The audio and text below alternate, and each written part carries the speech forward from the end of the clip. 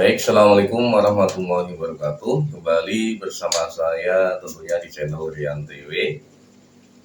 Saya sedikit kecewa ketika ada sebuah survei yang mengatakan bahwa pasangan ini elektabilitasnya segini, pasangan ini elektabilitasnya gini, partai ini elektabilitasnya sekarang seperti ini. Saya kecewa ketika ada yang mengatakan bahwa ini adalah survei yang mendukung salah satu paslon saja, atau bisa dikatakan ini adalah survei palsu. Ketika saya mendengar seperti itu, terlintas dalam pikiran saya, kok segini begitu tidak optimisnya para calon pemimpin ini, sebegitu tidak optimisnya para pejabat-pejabat partai ini dengan mengatakan bahwa ini adalah suatu survei yang palsu. Sedang ketika mereka dimenangkan dalam survei itu, mereka mengatakan bahwa ini adalah survei yang bagus seperti itu. Nah, tapi ketika mereka kalah, kami punya survei sendiri yang mengatakan bahwa saya ini menang seperti itu. Jadi saya tidak habis pikir bahwa pikiran-pikiran seperti ini itu terlintas ataupun berada dalam otak para pejabat kita. Jadi ketika itu pikiran-pikiran seperti itu terlintas, berarti mereka sebenarnya sedang berbohong pada dirinya sendiri. Satu, kemudian berbohong kepada masyarakat dengan sebuah berita yang sebenarnya memang seperti itu kenyataannya, tapi membohongi masyarakat dengan mengatakan bahwa ini adalah survei palsu atau ini adalah survei pesanan. Dengan begitu mereka melakukan sebuah kebohongan publik dengan mendiskreditkan sebuah survei, dengan mengesampingkan sebuah survei dengan mengatakan bahwa ini adalah survei pesanan salah satu pihak.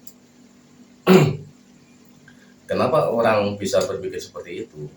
Ya karena satu, mereka tidak optimis ketika mereka harus menerima kenyataan bahwa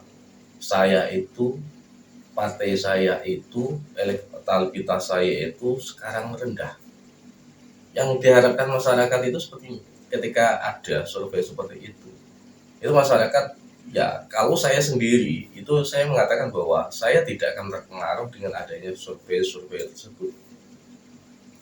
Masyarakat tidak akan terpengaruh terkait masalah adanya survei yang mengunggulkan ini, karena masyarakat sekarang cenderung memilih karena apa yang mereka sukai. Jadi kenapa sekarang mayoritas masyarakat Indonesia, survei terakhir 46% itu memilih pasangan Prabowo dan Gibran. Satu, Prabowo sendiri itu mempunyai kekuatan dan elektabilitasnya sendiri. Satu. Kedua, didukung dengan Gibran Raka Buming Raka yang di situ notabene adalah seorang anaknya Jokowi, dan Jokowi sendiri itu punya elektabilitas yang besar. Bahkan secara kepuasan ya, tingkat kepuasan publik itu Jokowi sempat mencapai 82% ya. Jadi ini mengatakan bahwa walaupun sekarang turun, itu pasti ya angkanya masih di sekitaran 60%, 70%, itu masih sangat tinggi sekali, dan tidak ada di presiden manapun yang di akhir masa-masa jabatannya tingkat kepuasan masyarakatnya sangat tinggi sekali. Sehingga dengan perpaduan yang namanya dua kekuatan besar yang dulu menjadi rival ini, itu menjadikan Prabowo sekarang dimungkinkan bisa menang satu putaran, karena survei terakhir sudah mencapai 46%, dan ke depan ketika semakin terkenal, masyarakat semakin mengenal, dan sisi masyarakat semakin memahami bahwa sisi baik pasangan ini itu seharusnya dimenangkan dalam satu putaran saja seperti itu. Sehingga dengan adanya narasi yang bahwa mengatakan ini adalah survei pesanan, bahwa ini survei palsu, bahwa ini survei yang tidak menggambarkan bagaimana masyarakat Indonesia seluruhnya, ini kita bisa mengatakan bahwa mereka sedang berbohong terhadap dirinya sendiri. Kedua, mereka tidak mau mengakui sebuah kekalahan. Ketiga, mereka tidak mau mengevaluasi diri. Walaupun secara kenyataan ya mereka mungkin evaluasi, ketar-ketir juga sih di balik itu. Tapi di depan masyarakat seharusnya itu yang ditampilkan sebuah optimisme, tampilkan sebuah struggling oleh para pejabat ini untuk menunjukkan bagaimana sisi baik, bagaimana masyarakat itu bisa memilih pasangan ini. Bukan menunjukkan bahwa itu sebuah kebohongan, bukan menunjukkan sebuah kecurangan-kecurangan.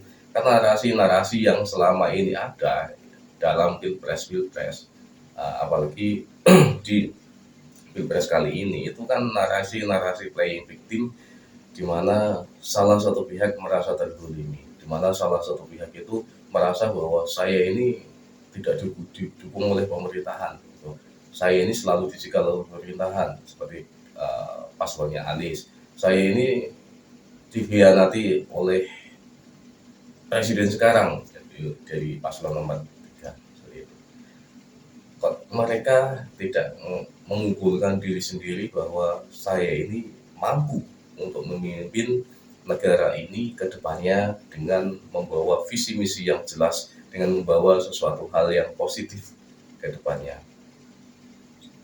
Jadi masyarakat inginnya seperti itu, bertarung secara fair, tidak mengatakan bahwa ini adalah pasangan yang jelek, tidak mengatakan bahwa ini adalah sebuah kecurangan-kecurangan yang mungkin kecurangan-kecurangan yang terjadi itulah yang biasa mereka lakukan sebelum-sebelumnya, kemungkinan seperti itu. Karena narasi kecurangan itu selalu digaungkan oleh salah satu pasangan paslon ya, dimana itu dulu menjadi pemenang.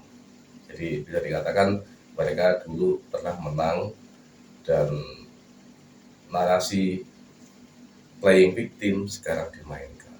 Ya bisa mungkin secara psikologi terbalik, mereka mengatakan dirinya sendiri bahwa dulu saya mungkin ada sebuah kecurangan, makanya sekarang mereka curiganya ada kecurangan-kecurangan yang terjadi, karena mereka pernah melihat dan melakukan secara sendiri ya apa yang terjadi di beberapa tahun silam di pilpres sebelumnya, kan seperti itu. Ya, kecurangan dalam setiap pilpres itu mungkin ada, tapi ini seberapa persen kecurangan itu mempengaruhi nilai ketika nanti ini terpilih menjadi, kan kemungkinan kecil ya seperti itu.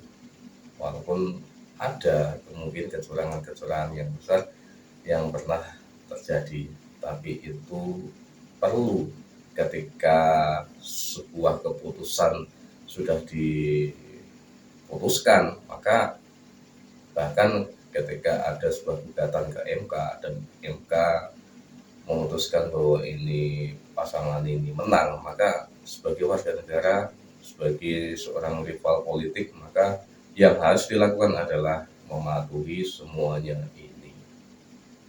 Kan seperti itu yang saya harus dilakukan. Bukan terus menarasikan sebuah kecurangan-kecurangan dan terus menampilkan sebuah drama-drama politik yang dinilai masyarakat itu tidak mendidik. Terima kasih dari saya. Assalamualaikum warahmatullahi wabarakatuh.